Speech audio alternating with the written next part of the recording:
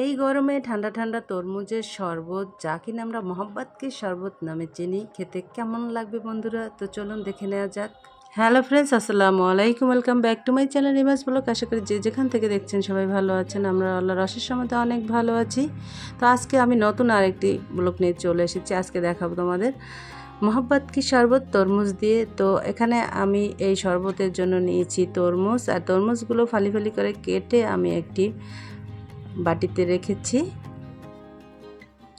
তো ভিডিওর শুরুতে বন্ধুরা তোমাদেরকে বলে রাখছি, যদি আমার ভিডিওগুলো তোমাদের এতটুকু ভালো লাগে তাহলে অবশ্যই সাবস্ক্রাইব করে বেল বাটনটি প্রেস করে দিও, আর অবশ্যই অল নোটিফিকেশনটি প্রেস করে দিও, তাহলে নিত্য নতুন ভিডিওগুলো তোমাদের সামনে চলে আসবে। আর এরকম আরও অনেক ভিডিও আমার চ্যানেলে আছে, চাইলে তোমরা সেখান থেকে গিয়ে ঘুরে দেখে আসতে পারো, এবং তোমার ফ্যামিলি এবং ফ্রেন্ডসদের সাথে অবশ্যই ভিডিওগুলো শেয়ার করে দিও, যাতে তাদের উপকার হয়। আর এই গরমে এরকম একটি ঠান্ডা ঠান্ডা শরবত খেতে কার না ভালো লাগে বন্ধুরা। এখানে আমি একটি ব্লেন্ডার জারে তরমুজগুলো কেটে নিয়েছি। এর মধ্যে আমি অন্য আর কিছুই এখন মিশাবো না, এগুলোকে আমি একটু ব্লেন্ড করে নেব। এই তো আমার ব্লেন্ড করা হয়ে গেছে। এখন এটাকে আমি একটি ছাঁকনিতে করে এর ভিতরে যে বিচিগুলো আছে এবং যে দানা দানাগুলো আছে সেগুলো একটু ছাঁকনি দিয়ে ছেঁকে নিচ্ছি বন্ধুরা। এরকম ছেঁকে নিলে আর মুখে দানাগুলো বাজবে না।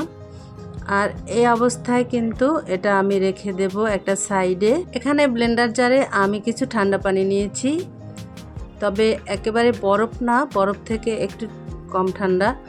তো 1 কাপ পরিমাণে হবে। এর মধ্যে আমি দিয়ে দিচ্ছি স্বাদ মতো চিনি। তোমরা যেভাবে মিষ্টিটা খাও ঠিক সেরকমই দিবে।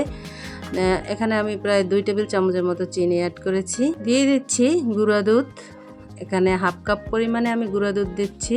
তোমরা যে কোনো ব্র্যান্ডের গুঁড়া দুধটা দিতে পারো, তবে ফুল ক্রিম মিল্ক হতে হবে। আর দিয়ে দিচ্ছি কনডেন্স মিল্ক। কনডেন্স মিল্কটা দিলে এই শরবতের স্বাদটা কিন্তু ভীষণ বেড়ে যায় বন্ধুরা। তোমরা একবার এরকম আমার মতো করে বানিয়ে খেয়ে দেখতে পারো। তো এই তো সবগুলো ইনগ্রিডিয়েন্টস দিয়ে এটাকে আমি আবার ব্লেন্ড করে নিচ্ছি। আর এই ব্লেন্ড করা দুধের মিশ্রণটাকে আমি এই তরমুজের যে রসটা বের করে নিয়েছিলাম তার মধ্যে অ্যাড করে দিচ্ছি। এখন একটি চামচ দিয়ে আমি ভালোভাবে এটাকে মিশিয়ে নিচ্ছি। তো এইভাবে কিন্তু আমার এই মোহাব্বত কি শরবত কিন্তু খুব সুন্দরভাবে তৈরি করা হয়ে গেল বন্ধুরা।